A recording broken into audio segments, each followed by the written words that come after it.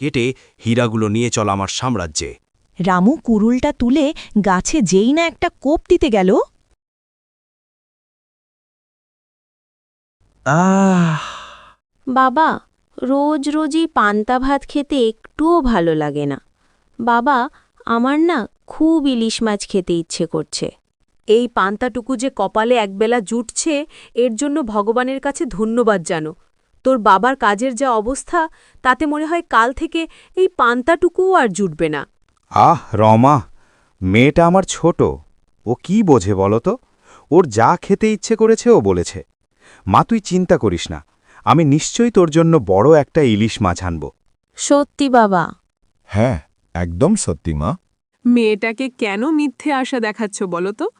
যেখানে আমাদের পান্তা ভাতের জন্য নুন কেনার পয়সা থাকে না, সেখানে ইলিশ মাছ তুমি পাবে কোথায় বলো তো? মোড়ল মশাইয়ের বাড়ির অনেক কাজ করে দিয়েছিলাম কিছুদিন আগে আমি। সেই টাকাটা মোড়ল মশাই এখনো দেয়নি। আজ ওটা গিয়ে চাইব ওনার কাছে। টাকাটা পেলে মনির জন্য একটা বড় ইলিশ মাছ কিনে নিয়ে আসব।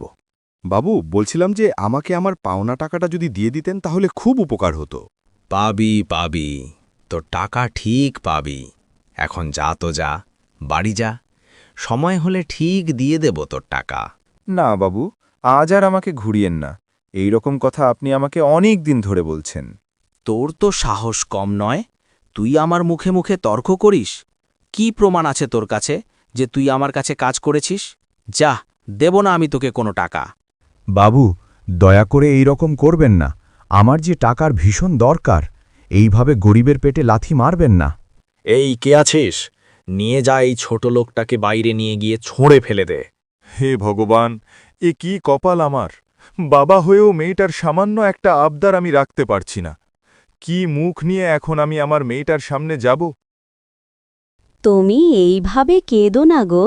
আমি চলে এসেছি যখন, আমি তোমার সব দুঃখ দূর করে দেব। কে কথা বলল আমার সাথে? এখানে তো কেউ নেই। আমি কথা বলছি, তোমার সামনে তাকাও।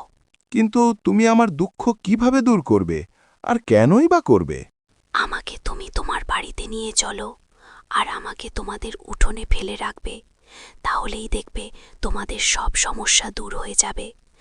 আমি তোমাকে সাহায্য করতে চাইছি, কারণ আমি জানি তুমি অনেক সৎ একজন মানুষ। তবে হ্যাঁ, তোমার জীবন বদলানোর পর তোমার মন যেন পরিবর্তন না হয়, তাহলে কিন্তু সব শেষ হয়ে যাবে। তুমি যতটা পারবে মানুষকে দান করবে।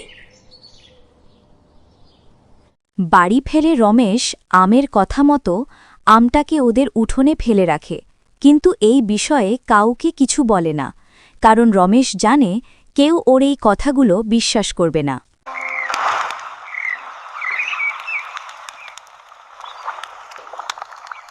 পরের দিন সকালে রমেশ ঘুম থেকে উঠে বাইরে এসে দেখে সেই আম থেকে একটা চারা গাছ হয়েছে। এটা দেখে রমেশ অবাক হলেও ও এখনও কাউকে কিছু জানায় না, কারণ ও এখনও চমৎকার কিছু হবার আশায় আছে।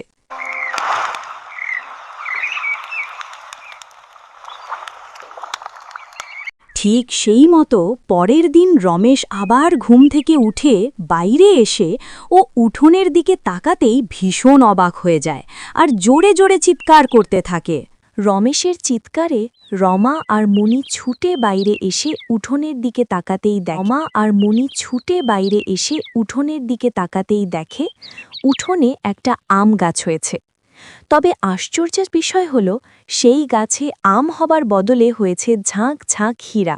এটা দেখে রমা রমেশকে এটা কি করে হলো জানতে চাইলে রমেশ সব ঘটনা খুলে বলে। বাবা, তার মানে আমরা এখন থেকে অনেক বড় লোক হয়ে গেলাম, আমাদের আর কোনো অভাব থাকবে না? না মা, আমাদের আর কোনো অভাব থাকবে না। তবে এটা থেকে শুধু আমাদের অভাব দূর করলেই হবে না, আমাদের মতো অনেক অসহায় দরিদ্র মানুষের অভাবও আমাদের দূর করতে হবে। এরপর থেকে রমেশ আর তার পরিবার মিলে সব গরিব মানুষকে টাকা দান করতে থাকে। এই রামু, কি ব্যাপার? কোনো মানুষ আমার কাছে কাজের জন্য টাকা ধার নেবার জন্য কেন আসছে না বলো তো? সবাই কি মরে গেল নাকি? আজ্ঞে না বাবু, ওরা কেউ আসে না, কারণ ওদের আর টাকার প্রয়োজন নেই। কি বলছিস এসব? টাকার প্রয়োজন নেই মানে? ওই রমেশ হঠাৎ করে অনেক বড়লোক হয়ে গেছে, আর শুধু তাই নয়, ওর এত টাকা হয়েছে যে ও গ্রামের সবাইকে টাকা দান করছে।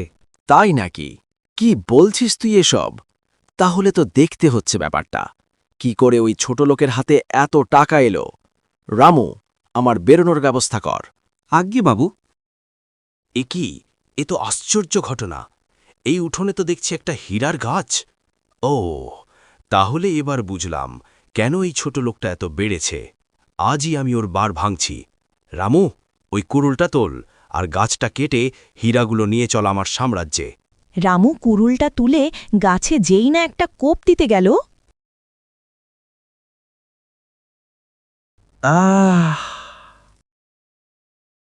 রামুর চিৎকারে রমা, রমেশ আর মণি বাইরে ছুটে এসে দেখল রামু মাটিতে অজ্ঞান হয়ে পড়ে আছে।